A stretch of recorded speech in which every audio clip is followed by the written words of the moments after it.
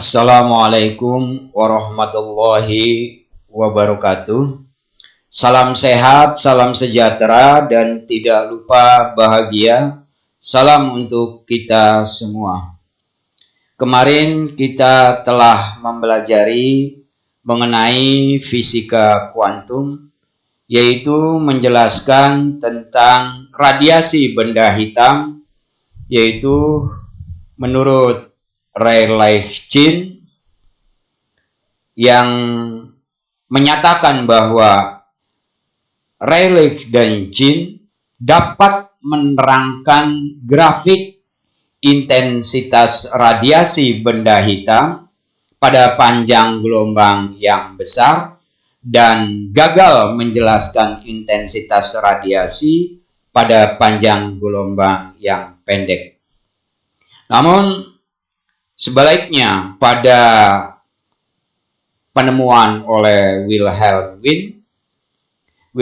Wien mampu menerangkan grafik intensitas radiasi benda hitam pada panjang gelombang yang pendek dan tidak dapat menjelaskan pada panjang gelombang yang besar. Sehingga pada Wilhelm Wien dikenalah dengan istilah hukum pergeseran Wien. Bagaimana kelanjutan tentang fisika kuantum modern? Mari kita saksikan pembelajaran fisika kuantum berikut ini.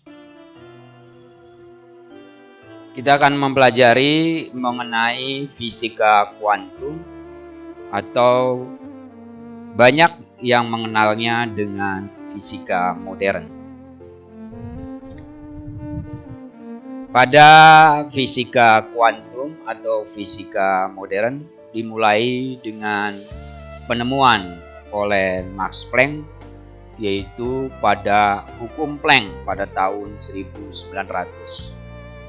Mr. Planck mengajukan rumus empiris yang spektakuler pada saat itu dan menghasilkan grafik intensitas radiasi benda hitam yang cocok. Hasil dari pengamatannya dengan merumuskan I sama dengan 2pi Hc kuadrat per lambda pangkat 5 dikalikan E pangkat Hc per lambda kali Kt dikurangi 1. Dengan H adalah tetapan Planck atau konstanta Planck, besarnya adalah 6,626 kali 10 pangkat minus 34 Joule sekon. Dalam teorinya, Planck memakai anggapan yang sama persis seperti Rayleigh-Jeans, yaitu dengan menganggap radiasi yang dihasilkan oleh muatan atau molekul yang bergetar. Sehingga pada panjang gelombang yang besar, rumus Planck mendekati perumusan yang digunakan oleh Rayleigh dan Jeans. Seperti grafik yang ditampilkan berikut. Antara hubungan intensitas radiasi dengan panjang gelombang yang dihasilkan pada panjang gelombang yang besar pada intensitas radiasinya. Menurut Planck, bahwa radiasi benda hitam itu merupakan radiasi elektromagnetik yang dipancarkan oleh sebuah benda dan terbagi-bagi atau diskret ke dalam paket-paket energi yang disebut dengan kuantum. Dan cahaya merupakan gelombang elektromagnetik, sehingga menjadi paket-paket energi yang terkuantisasi, yaitu yang disebut dengan diskret, yang tak bermuatan, dikenal, disebut dengan foton. Nah, besarnya energi ini bergantung pada besarnya frekuensi gelombang elektromagnetik yang dinyatakan menurut Planck bahwa energi satu foton adalah E sama dengan H dikali F, atau E sama dengan H dikali C per lambda. Jadi jika ada beberapa paket energi, Planck menyatakan E sama dengan N kali HF, atau sama dengan N kali H dikali C per lambda. N adalah jumlah energi foton.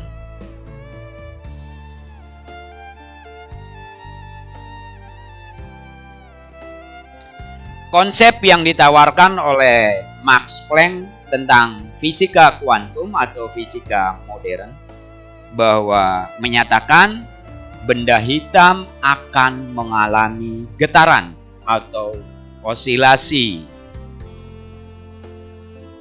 yang dinyatakan sebagai berikut. 1. Molekul-molekul yang berosilasi akan memancarkan energi diskret atau tidak kontinu, yang besarnya adalah E sama dengan N dikali H dikali F.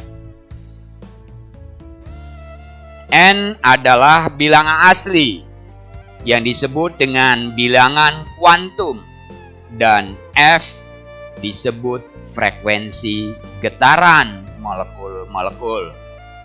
Karena energi radiasi bersifat diskret, maka energinya juga akan terkuantisasi, dan energi yang diperkenankan adalah 1, 2, 3 atau bilangan asli yang disebut dengan tingkat energi.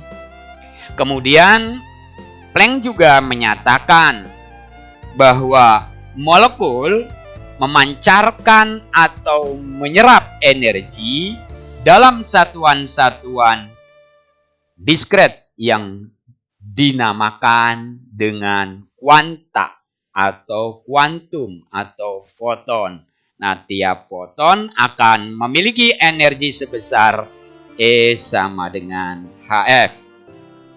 Dari konsep Planck ini, maka mempelopori lahirnya mekanika kuantum atau fisika modern pada saat itu.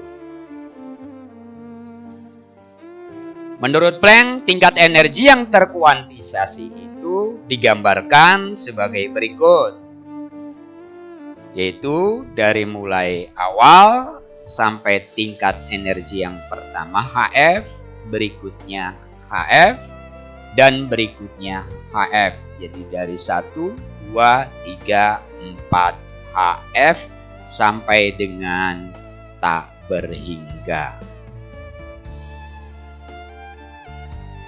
Kemudian dilanjutkan oleh Albert Einstein tentang fisika modern ini yang mengungkapkan bahwa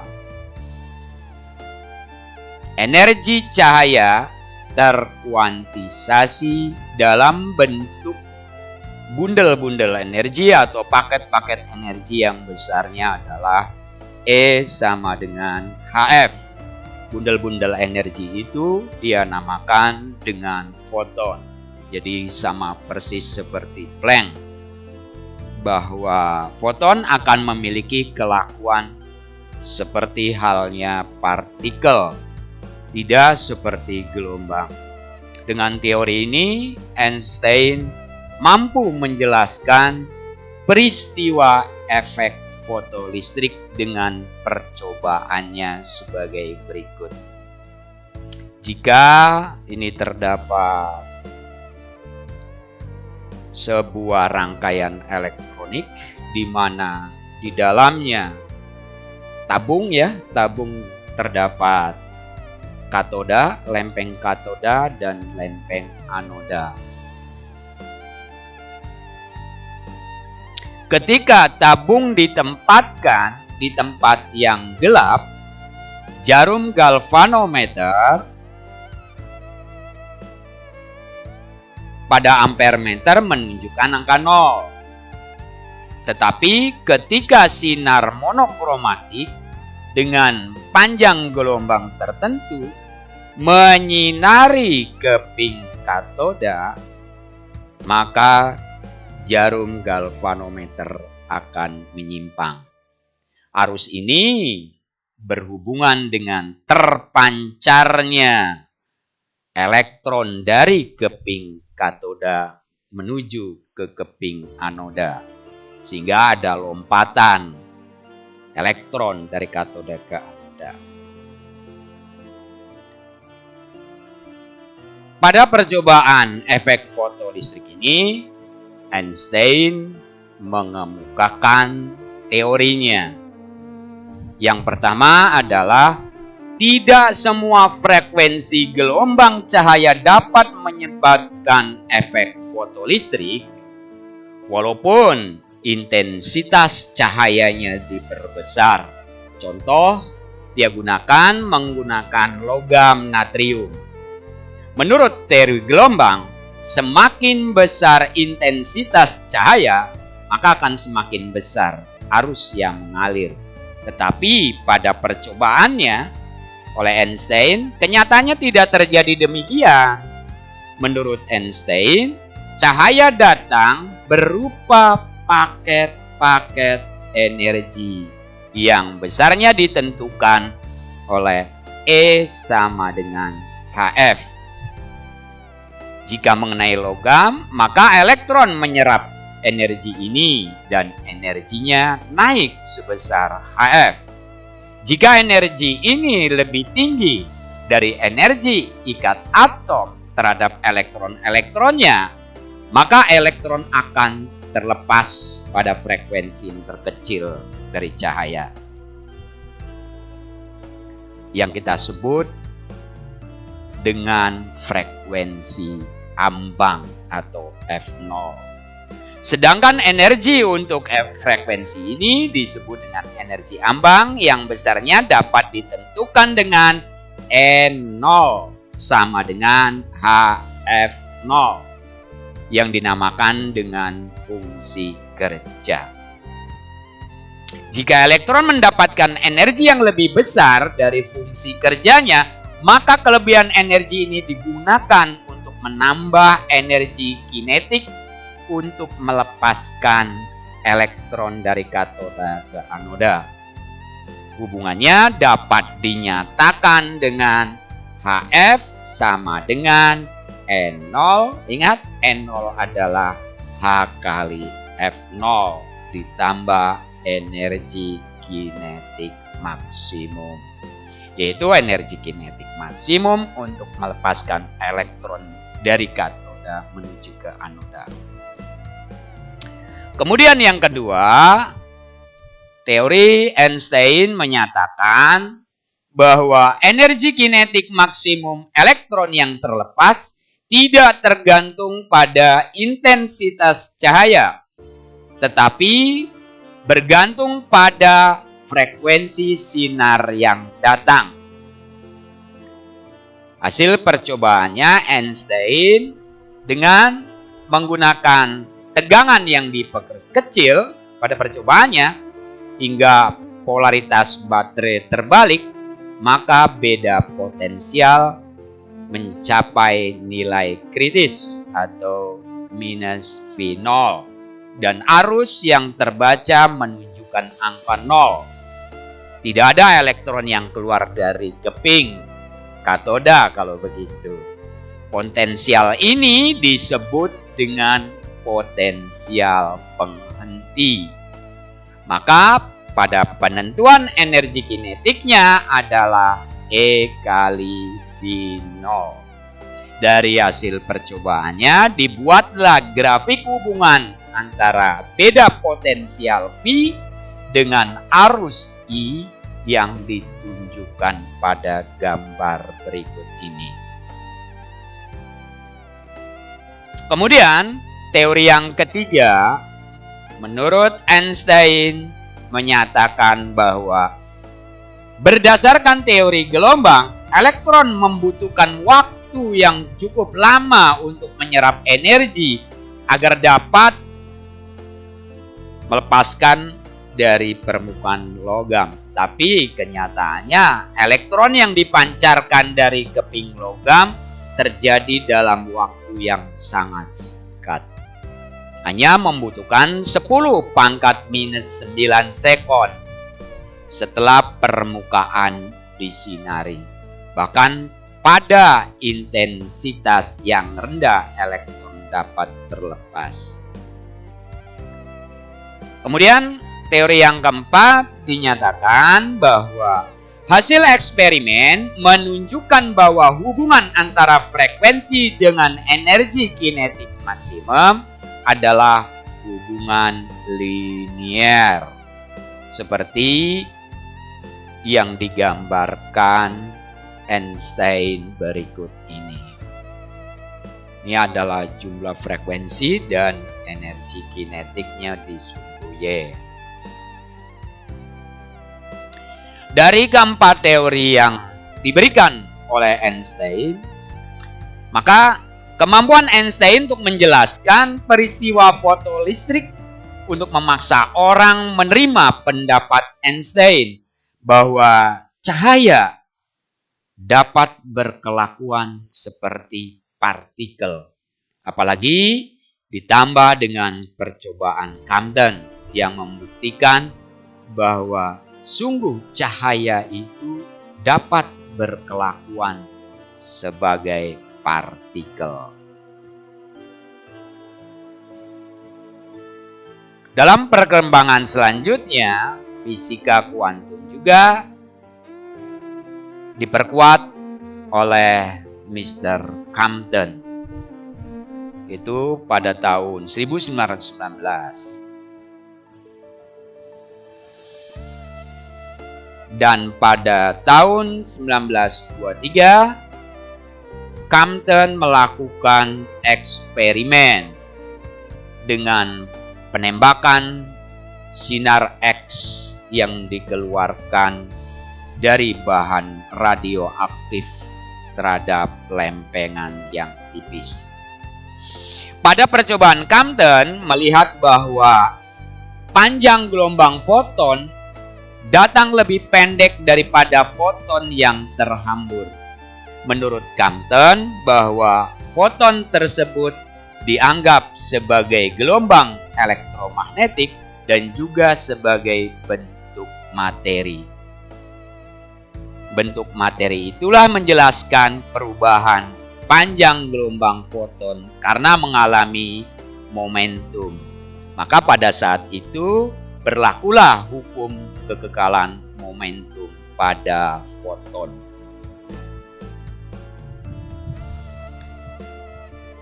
Hukum kekekalan momentum menurut Compton yaitu dengan mengamati hamburan foton sinar X oleh elektron dan menganggap foton sebagai partikel titik dengan energi Hf dan momentum Hf per C serta menggunakan hukum kekekalan momentum dari foton dan elektron yang bertumbukan.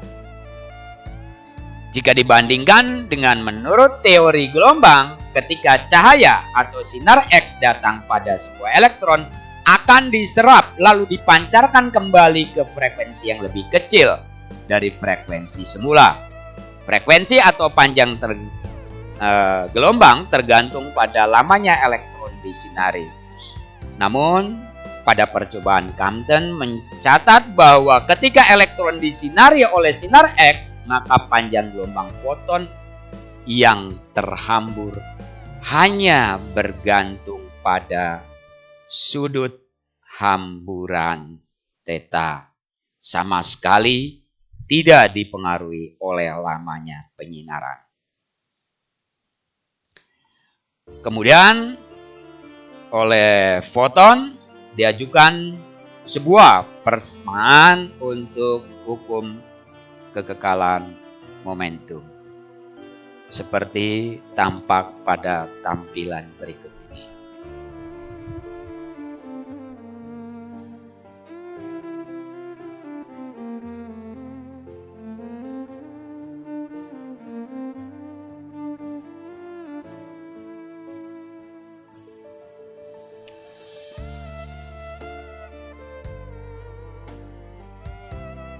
Hasil akhir dari perhitungan menurut Compton bahwa ada terjadi perubahan panjang gelombang. Perubahan panjang gelombangnya adalah sama dengan H dibagi M0 kali C dikalikan 1 minus cos theta. M0 adalah massa elektron, C adalah cepat rambat gelombang cahaya, dan H adalah tetapan Planck.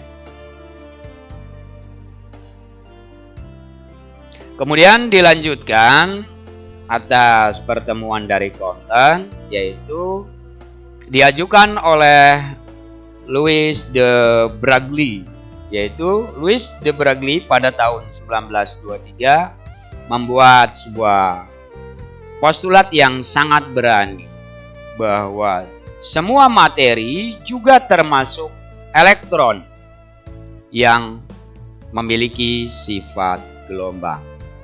Untuk menghitung panjang gelombangnya, Broglie menggunakan rumus Einstein tentang momentum dan energi foton, sehingga dihasilkan persamaan de Broglie.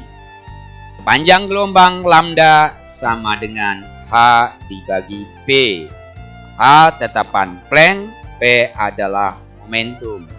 Besar momentum adalah massa dikalikan kecepatan.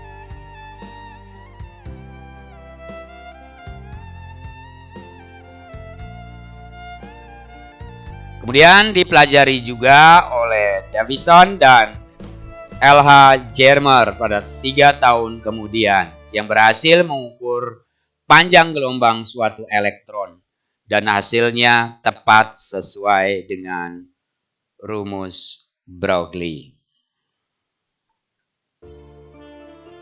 Jadi kesimpulannya bahwa cahaya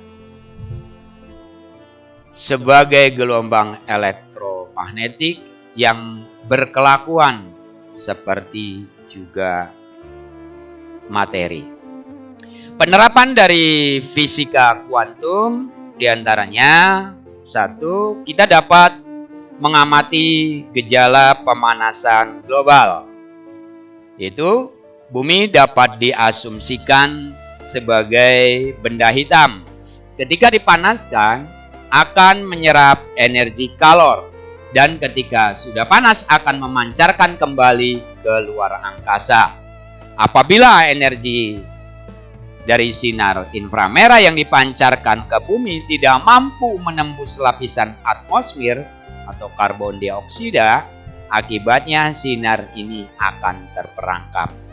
Akhirnya akan terjadi kenaikan suhu pada bumi dan cenderung akan meningkat. Hal ini yang sering disebut dengan efek rumah kaca.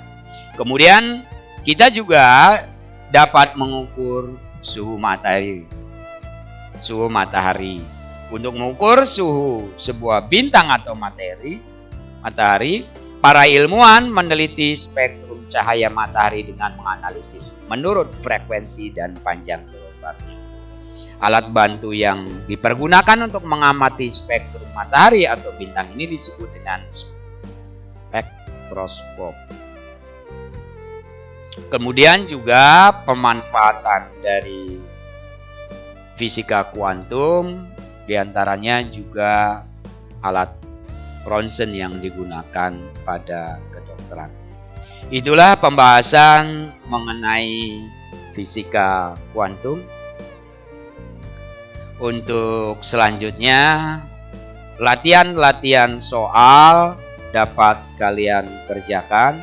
Bapak berikan 10 soal untuk kalian, lalu kalian kumpulkan hasil pekerjaan sebagai penilaian.